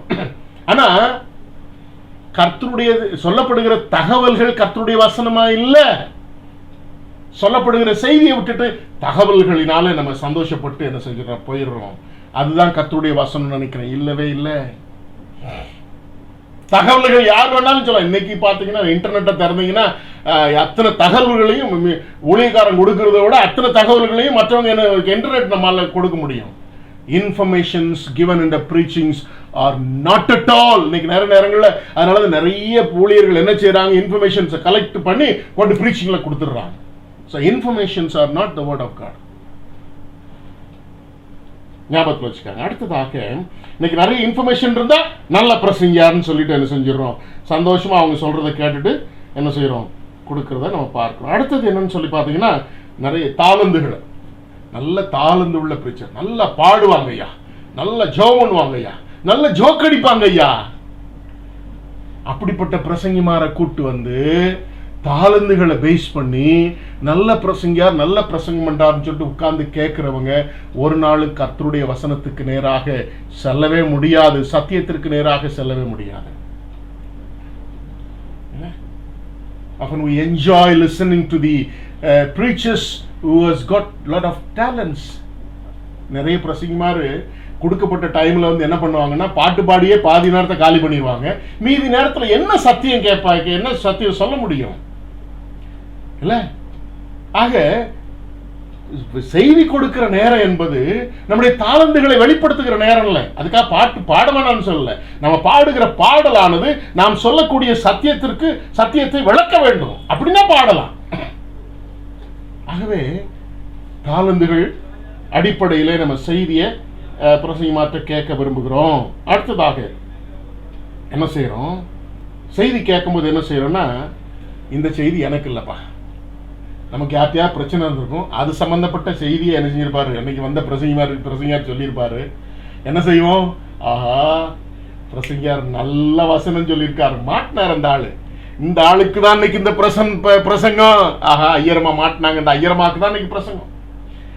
இல்லை, சில நேரங்களில் preachers come from outside, நிறைய நேரங்களில் சில நேரங்களில் சில ஊழியர்கள் காரியங்கள் போதகர்கள் காரியங்கள் சொல்ல, ஆஹா இன்னைக்கு பிரசங்கம் யாருக்கு? போதகருக்கு அப்படின்னு சொல்லிட்டு சொல்லப்படுகிற கேட்கிற செய்தி மற்றவனுக்கு, அடுத்தவனுக்கு, என் மனைவிக்கு, என் பிள்ளைக்கு, என் மகளுக்கு, என் சொந்தக்காரனுக்கு, ஆஹா என்கிட்ட சண்டை போட்டால அவனுக்கு. When we listen to the word of God, we think that this sermon is meant for somebody else. Every sermon which is preached in the service is for you personally, not for others. With that expectations, we should listen to this sermon in the services. அப்படி என்ன செய்யணும்? செய்தி கேட்கிறவர்களா இருக்கணும். செய்தி கேட்கிறவர்களா இருக்கணும். சொல்லப்படுகிற ஒவ்வொரு செய்தியும் உங்களுக்கு. இப்பொழுது நான் பிரசங்கித்துக் கொண்டிருக்கிற இந்த செய்தியும் மற்றவர்களுக்கு அல்ல, உங்களுக்கு தான், தனிப்பட்ட விதத்தில் உங்களுக்கு என்கிற ஒரு ஆவலோடு கூட எதிர்பார்ப்பு கூட நாம் என்ன செய்யணும்? செய்தி கேட்கிறவர்களா இருக்கணும் ஆராதனைகள். அடுத்ததாக என்ன செய்யணும்னா, ஆராதனைகளை கட்டாயத்தின் பேர்ல செய்தி கேட்கிறவங்களும் உண்டு. கேட்கணும், வேற வழி இல்லை. வீட்டில் போனா அம்மா அப்பா கேட்பாங்க என்ன செய்தி சொன்னாங்கன்னு. இல்லது out of spiritual compulsion we listen to the word of God. Okay, வசனம் கேட்டாதான் ஆசீர்வாதமா இருக்கும் அப்படின்னு நினைச்சிட்டு வசனம் கேட்கிறவர்களும் உண்டு. அப்படி கேட்காதீங்க, தயவுசெய்து அப்படி கேட்காதீங்க. ரைட். அடுத்ததாக வேகமாக சொல்லி விடுகிறேன். ஒருத்தருடைய லைஃப் ஸ்டைல், அவருடைய வாழ்க்கை நல்ல சாட்சியுள்ள வாழ்க்கை இருந்தால் மட்டும்தான் அப்படிப்பட்டவங்களுக்குடைய வசனத்தை அதிகமாக கேட்போம். ஐயோ, அவர் அப்படி ஊழியம் செய்திருக்கிறார், அப்படி அற்புதம் செய்திருக்கிறார், அப்படி இது செய்திருக்கிறார், இப்படி இது செய்திருக்கிறார்னு சொல்லிட்டு அவங்களுடைய லைஃப் ஹிஸ்டரி எல்லாம் தெரிஞ்சிச்சுன்னு வச்சுக்கோங்களேன், அந்த பிரசங்கியார் பிரசங்கம் பண்றதை மட்டும் தான் கேட்ப மாட்டேன். யார் பிரசங்கம் பண்ணாலும் அது கர்த்தருடைய வசனமா இருக்காது அப்படின்னு ஒரு முடிவு கட்டிடுவோம் நம்ம. ஸோ அதனால life style based we often are eagerly listening to we are eager to listen to the preachers on the basis of the preacher's life. அடுத்தது doctrinal satisfaction. அடுத்தது கோட்பாடுகளுக்கு மூலமாக நமக்கு ஒரு திருப்தி இருக்குது. இந்த கோட்பாடு நல்ல டாக்டரின் பேஸ்ல பேசுறாருங்க, கோட்பாடுகள் சரியா இருக்குது. அந்த கோட்பாடுகள் தான் மனசுல இருக்கும் ஒழிய கர்த்தர் அன்னைக்கு உங்களோடு கூட பேசின செய்தி என்னன்றது ஞாபகம் இருக்காது. Listen to the doctrinal based thoughts alone, what happens? We'll miss the word of God that is given, or the message that is given to you by the preachers from the word of God. அடுத்ததாக இப்படி பல நிலைமைகளில் என்ன செய்யறோம்னா, இன்னைக்கு ஆலயத்தில் அமர்ந்திருந்து வசனம் கேட்கிறோம். தயவுசெய்து நான் இப்பொழுது சொன்ன எந்த நிலைமையிலும் வசனம் கேட்காதீங்க. அன்றைக்கு வாசி கேட்ட வசனத்துல அருமையா சாமுவேலுக்கு என்னன்னே தெரியாது, குட்டி பையன், but he was ready to listen to the word of God as it is told, as he was listening. எப்படி கேட்டானோ அப்படியே கிரகிப்பதற்கு எப்பொழுது ஆயத்தமா இருந்தான்? தூங்குற நேரத்தில் ஆயத்தமா இருந்தான், ஆராதனையில் இல்ல. It was a time for sleep. But Samuel, a young man, was ready to listen and receive the word of God. கர்த்தாவே சொல்லும், அடியேன் கேட்கிறேன். என்ன அழகான ஒரு வாக்கியம். அந்த ஆயத்தத்தோடு கூட நாம இருக்கணும். அந்த ஆயத்தத்தோடு கூட நாம இருந்து என்ன செய்யணும்? கர்த்தருடைய ஆலயத்துல வசனம் கேட்க அமரணுங்க. அதுதான் ரொம்ப முக்கியம். வசனம் கேட்க அமரணும். ரைட். இப்ப இதுல நன்றாக கவனிங்க. ஒரே ஒரு காரியத்தை மாத்திரம் வாசிக்கிறது. Truth of God can be made truth of man, that which leads to spiritual pride, that is self-righteousness, in vain. That will be in vain. அடுத்ததாக, the truth of the world leads to spiritual satisfaction, ends in deception. The truth of Satan leads to fallen destruction. நீங்க நிறைய கர்த்தருடைய வசனங்கள் மனிதனுடைய வசனங்களாய் போதிக்கப்படுகிறது. சாத்தானதை திரித்து பேசுகிறான். இவைகள் எல்லாம் அழிவுக்கு நேராக என்ன செய்யும்? நம்மை கொண்டு போயிடும். ஆக கர்த்தருடைய சத்தியத்தை, வசனத்தை கர்த்தருடைய வசனமாய் கேட்க நம்மை அன்றைக்கு சாமுவேல் ஒப்பு கொடுத்தது போல ஒப்பு கொடுக்காத வரை அன்றைக்குரிய செய்தி நாம மறந்துடுவோம். அந்த செய்தி உங்களுக்கு பிரயோஜனமா இருக்காது. அந்த செய்தி உங்களுடைய சிந்தையை வளமாக்க போவதில்லை. உங்களுடைய சிந்தையை வளமாக்க போவதில்லை. அந்த ஆராதனை முழுவதுமே உங்களுக்கு வெறுமையா இருக்கும். You will not get anything from that worship unless you nourish your mind with the truth of God by listening to the word of God rightly. As Samuel listened to the word of God when God called him at the early hours of morning. ஆகவே அப்படி நாம் வசனம் கேட்க அழைக்கப்பட்டிருக்கிறோம். சரி, இப்ப என்ன நடக்குது அப்படின்னு சொல்லி பார்த்தீங்கன்னா, ஒரு 4 காரியங்களை வேகமா அதை மட்டும் சொல்லிடுறேன். அதுக்குரிய விளக்கத்தை வேணா பின்னால நான் கொடுக்குறேன். நமக்கு நேரானதுனால நான் சொல்லிடுறேன். முதலாவது, 4 விதத்துல ஆண்டுடைய சன்னிதானத்துல இருந்து என்ன செய்யணும்? நம்மை பக்குவப்படுத்தணும், ஆயத்தப்படுத்தணும். We should prepare ourselves to listen to the word of God when we come into the presence of God for the worship service. 4 காரியங்கள் வேகமா சொல்லிட்டு போயிடுறேன். முதலாவது காரியம், சொல்லப்படுகிற செய்தியை குறித்த காரியம். இன்னைக்கு செய்தின்னு சொல்லிட்டு என்னெல்லாமோ சொல்றான். ஏசாவுடைய ஆழமான செய்தி என்ன, அதை மட்டும் நான் சொல்லிடுறேன். இல்ல, அதுல வேகமா வாசிக்க சொன்ன. இப்ப நமக்கு வாசிப்பதுக்கு நேரம் இல்லை, வேகமா சொல்லிடுறேன். கவனிங்க. மத்தேயு 3ஆம் அதிகாரம் 2ஆம் வசனம், மத்தேயு 4ஆம் அதிகாரம் 17ஆம் வசனம். 2 வசனத்திலும் பாத்தீங்கன்னா 2 பேருடைய பிரசங்கம். என்ன பிரசங்கம்? யோவான் ஸ்நானன் பிரசங்கம் பண்றார். என்ன பண்றாரு? இந்த ஒரு கருத்தை மாத்திரம் நீங்க சொல்லி முடிச்சலாம். அடுத்த கருத்தை வருகிற நாட்களை சிந்திக்கலாம். என்ன சொல்றாரு? மனம் திரும்புங்கள். யோவானுடைய பிரசங்கம் எதுவா இருந்துச்சு? அவருடைய பிரசங்கத்தினுடைய மையம், the very message of John the Baptist, or the message of God through John the Baptist was, repent, for the kingdom of God is near. That was the key message. On that message only he was preaching in the wilderness, defining or explaining that message from the Lord. யோவான் சானுடைய பிரசங்கத்தெல்லாம் பாத்தீங்கன்னா மனம் திரும்புதலுக்கு அடுத்த பிரசங்கமா தான் இருக்கும். மனம் திரும்பினால் மாத்திரம்தான் பரலோக ராஜ்யம். மனம் திரும்பினால் பரலோக ராஜ்யம். சோ பரலோக ராஜ்யம் ஒன்று இருக்கிறது. அந்த ராஜ்யம் குறித்ததான விளக்கங்கள் இருக்கிறது. அந்த ராஜ்யம் என்றால் என்ன, அது எப்படிப்பட்டதா? நீங்க வாசித்து பாத்தீங்கன்னா Matthew explains defines very well about the kingdom of God. கடவுளுடைய பரலோக ராஜ்யத்தை குறித்து மத்தேயு ரொம்ப அழகா விளக்குறார். நம்ம வருகிற வாரத்துல நம்ம சிந்திக்கலாம். அப்போ அவருடைய ராஜ்யம், அப்ப அந்த ராஜ்யத்துக்குள்ள போறதுக்கு என்ன வழி அப்படின்னா மனம் திரும்பணும். இந்த ரெண்டே செய்தி தான். ஒன்னு, இதான் பரலோக ராஜ்யம் பக்கத்துல இருக்குது. It is reachable, it is near you, இல்ல, it is approachable, and everybody can enter into the kingdom of God. So what is the way? Way is repentance.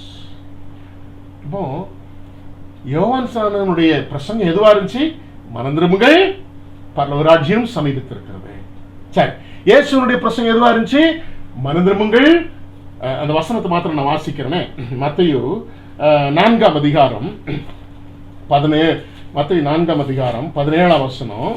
அவர் சோதனையை மேற்கொண்டு ஊழியத்திற்கு கடந்து வந்த உடனே என்ன பிரசங்கம் பண்றாருன்னு சொல்லி பார்த்தீங்கன்னா 17ஆம் வசனத்துல அது முதல் இயேசு மனம் திரும்புங்கள், பரலோகராஜ்யம் சமீபித்திருக்கிறது என்று பிரசங்கிக்க தொடங்கினார் என்று சொல்லி வாசிக்கிறோம். Read it in English. From that time on, Jesus began From that time on, Jesus began to preach, repent, for the kingdom of heaven has come near. He has begun. That means he just began his ministry by preaching the giving the sermon or the message of God by telling that repent and the kingdom of heaven is near, that has come near. That means the entire life after he started his ministry, he was preaching only one message, that is repent and the kingdom of God, heaven is near. On that message only, that the entire teachings of our Lord Jesus Christ for the next 3.5 years was given. On that basis, the entire message and teachings of God defined and explained what is repentance and what is the kingdom of God. இன்னைக்கு பிரசங்கம் பண்ணுக்கிறவருடைய பிரசங்கங்கள செய்திகளை இதை காண முடியுதான்னு காது கொடுத்து கேட்டு பாருங்களேன். கொஞ்சம் கிறிஸ்தவ விசுவாசிகளுக்கு ஒரு செய்தியினுடைய மையம் இன்னைக்கு ஆண்டவர் உலகத்திற்கு கொடுக்கக்கூடிய என்ன செய்தினா அந்த 2 செய்தி தான். இதனுடைய அடிப்படையில் மற்ற எல்லா விளக்கங்களும் வாழ்வியல் முறைமைகளும் என்ன செய்கிறது, கொடுக்கப்படுகிறது. மனம் திரும்பணும், பரலோக ராஜ்யம் சமீபத்திற்கு. சமீபமா இருக்கக்கூடிய பரலோக ராஜ்யத்தின் அங்கத்தினர்களாக நீங்களும் நானும் மாறுவதற்கு உண்டான வழிமுறை தான் திருச்சபைக்கு கொடுக்கக்கூடிய, ஆவியானவருக்கு கொடுக்கக்கூடிய இந்த செய்தி. அதை டெமான்ஸ்ட்ரேட் பண்ணினது தான், அதை செய்து காண்பித்தது தான் ஆண்டவருடைய வாழ்க்கை. The entire life of Christ from his birth to the death and resurrection demonstrated the kingdom of God and the way to the kingdom of God, that is repentance. இதுதான் செய்தியா ஒவ்வொரு ஆராதனைகளிலும் சொல்லப்பட வேண்டும். கர்த்தருடைய வசனம் தானா போதிக்கப்படுகிறது, கர்த்தருடைய வசனம் தானா என்பதை நீங்கள் எப்படி கண்டுபிடிக்க முடியும் என்றால், இந்த செய்தி அதுல இருக்கும் பொழுது மாத்திரம்தான் கர்த்தர் உங்களோடு கூட பேசிக் கொண்டிருக்கிறார். அது கர்த்தருடைய சத்தியம், இல்லை என்றால் அது மனுஷனுடைய சத்தம் என்பதை வாழ்க்கையில மறந்துறாங்க, கதை விடுறாங்கன்னு அர்த்தம்.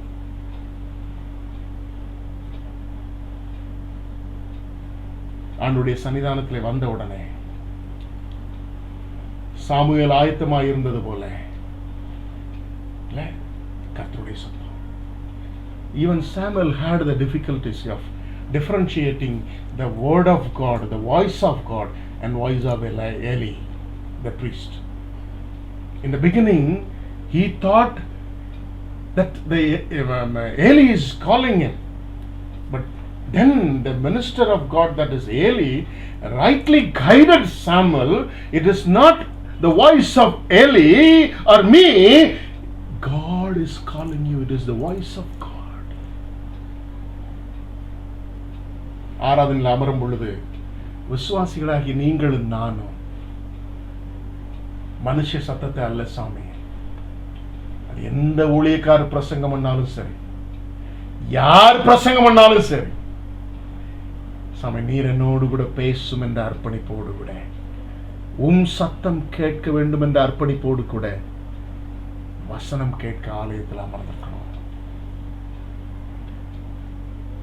Whoever may be preaching the word of God, the worshipper should be ready to listen to the word of God alone. With that commitment, if we sit in the presence of God, that service and worship will be a meaningful one and live one. That will bring an unity within ourselves, and our minds will be nourished. Our minds will be nourished. எப்படி வசனம் கேட்கிறோம் சற்று சிந்தித்து பாருங்கள். மீதி உள்ள காரியங்களை வருகிற வாரத்தில் சிந்திக்கலாம். வசனத்தை கேட்க வேண்டிய விதமாய் வசனம் கேட்போம். ஏலியின் சத்தத்தை அல்ல, கர்த்தருடைய சத்தத்தை கேட்கிறவர்களாக நம்மை ஒப்புக் கொடுப்போம். ஊழியர் எப்படிப்பட்டவர், ஊழியர் எப்படி தாழ்ந்து உள்ளவர், எந்த திருச்சபையில் வந்திருக்கிறார், எந்த டாக்டரின பிரசங்கம் என்றார், எந்த அளவுக்கு திறமை உள்ளவர், எந்த அளவுக்கு வரம்பற்றவர், எந்த அளவுக்கு என்னை என்டர்டெயின் பண்ணுகிறார், எந்த அளவுக்கு கதைகள் சொல்லுகிறார், எந்த அளவுக்கு சாட்சி சொல்லுகிறார், எந்த அளவுக்கு இன்ஃபர்மேஷன் சொல்லுகிறார், எந்த அளவுக்கு என்ன செய்கிறார், எனக்கு என்னுடைய காதுகளுக்கு இனிமையான காரியங்களை சொல்லி தருகிறார் என்று சொல்லி கேட்காதபடி, அப்படி நீங்கள் கேட்பதற்கு ஆலயத்தில் அமர்ந்திருப்பீர்கள் என்றால் நீங்கள் மனுஷனுடைய சத்தத்தை கேட்பீர்கள். மனுஷனுடைய சத்தத்தையும் அவனுடைய கற்பனைகளாகிய சத்திய உண்மையும் கேட்பீர்கள் ஒழிய கர்த்தருடைய சத்தத்தையும் அவருடைய சத்தியத்தையும் கேட்க முடியாது. வாழ்க்கையில் மறந்துறாரு. அவர் சத்தம் கேட்க நம்மை அர்ப்பணிப்போம். அவருடைய சத்தியத்தினால் நம்முடைய சிந்தையை வளமாக்குவோம். Let us commit ourselves to listen to the voice of God and word of God. Through that word of God or truth of God, let us nourish our mind. Let us nourish our mind and make the worship meaningful and alive. To see the resurrected one from the living or meaningful worships. ஜெபம் செய்வோம். எங்களை நேசிக்கிற நல்ல பிதாவே, ஆலயத்தில் வந்து அமர்ந்திருந்து வசனத்தை எப்படியெல்லாம் கேட்கிறோம் என்பதை சிந்தித்தோம். ஆனால் கேட்க வேண்டிய பிரகாரமாய் கேட்கிறோமா? மனுஷ சத்தத்தை அல்ல, தெய்வ சத்தத்தை கேட்கும் பொழுது மாத்திரம் எங்களுடைய சிந்தையிலே கர்த்தருடைய சத்தியங்கள், கர்த்தருடைய வசனங்கள் ஆகிய சத்தியங்கள் வந்து அது எங்களுடைய மனதை வளமாக்கி நாங்கள் பாவம் செய்து விடாதபடி எங்களை காக்கிற ஒன்றாய் இருக்கிறதே சுவாமி. அப்படி வசனம் கேட்க அர்ப்பணித்த பிள்ளைகளை நீர் ஆசீர்வதியும். இயேசு கிறிஸ்து நாமத்தில் ஜெபிக்கிற நல்ல பிதாவே, ஆமென். நாம் யாவரும் எழுந்து நின்று தேவனுடைய நாமத்திற்காக கீர்த்தனைகளிலே 210 கீர்த்தனை பாடும். 210 கீர்த்தனை சத்திய வேதத்தை தினம் தியானி என்கிறதான கீர்த்தனையை நாம் பாடும்.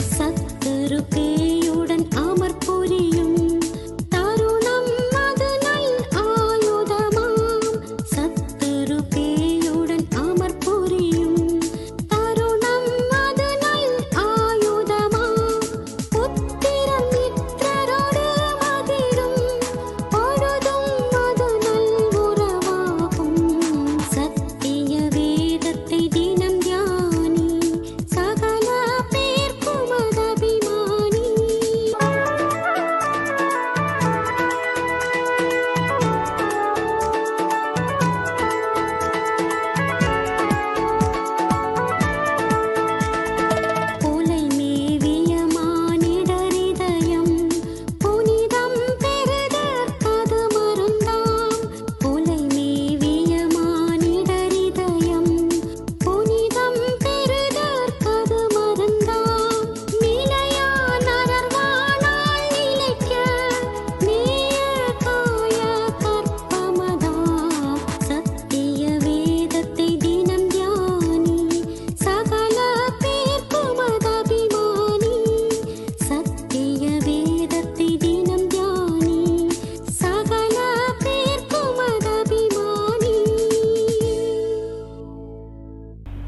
ஜெபம் செய்வோம். எங்களை நேசிக்கிற நல்ல பிதாவே, உம்மை துதிக்கிறோம், உம்மை ஸ்தோத்திரிக்கிறோம். மீண்டும் எங்களுடைய வீடுகளிலே குடும்பமாய் அமர்ந்து உம்மை ஆராதிப்பதற்கான ஒரு வாய்ப்பை இந்த காணொளியின் மூலமாக எங்களுக்கு தந்தீர்.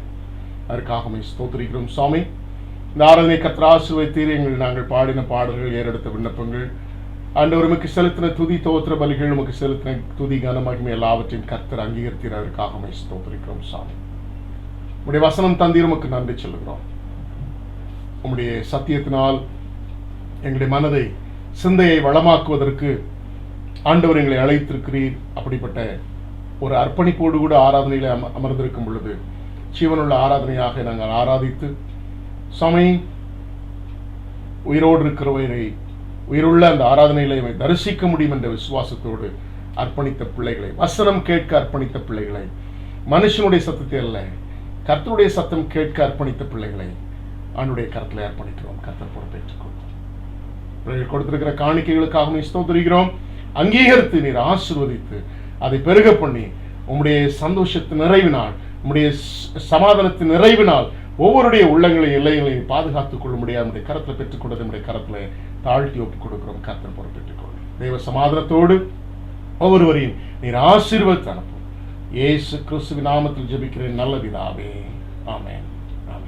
நம்முடைய கர்த்தராகிய இயேசு கிறிஸ்துவின் கிருபையும் பிதாவாகிய தேவனுடைய அன்பும் பரிசுத்த ஆவியானுடைய ஐக்கியமும் காவலும் சந்தோஷமும் சமாதானமும் என்னென்றைக்கும் உங்கள் அனைவரோடும் இருந்து வழி நடத்துவதாக. ஆமென். என் ஆத்துமாவே கர்த்தரை ஸ்தோத்திரி, என் முழுமையோட பரிசுநாமத்தை ஸ்தோத்திரி. என் ஆத்துமாவே கர்த்தரை ஸ்தோத்திரி, அவர் செய்த சகல உபகாரங்களை மறவாதே. ஆமென். ஆமென்.